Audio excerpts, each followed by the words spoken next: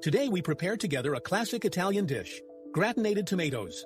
Crispy on the outside and with an aromatic filling, they are perfect both as a side dish and as an appetizer. Ingredients: 4 ripe but firm tomatoes, breadcrumb, 2 cloves of garlic, fresh basil, optional, dried oregano, 4 tablespoons of extra virgin olive oil, salt and pepper, grated Parmesan, optional. Start by preheating the oven to 200 degrees Celsius for a conventional oven or 180 degrees Celsius for a fan oven. Wash the tomatoes well and cut them in half horizontally. With a teaspoon, partially remove the seeds and internal liquid without damaging the pulp. Peel and finely chop the garlic cloves.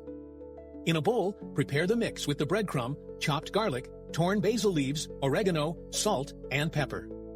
Add 2 tablespoons of extra virgin olive oil and mix until you get a moist and crumbly mixture.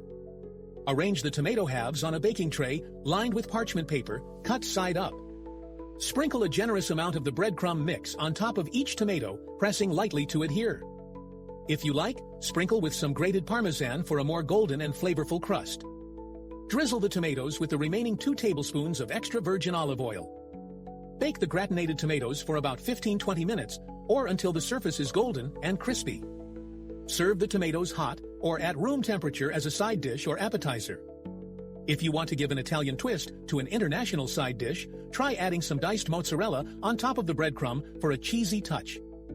To stay updated on new delicious recipes, subscribe to our channel and don't forget to visit our website. In Mediterranean cuisine, gratinated tomatoes are appreciated for their fresh and aromatic flavor and their versatility. In many local variations, ingredients like anchovies, capers, or even stale breadcrumbs are used instead of breadcrumb.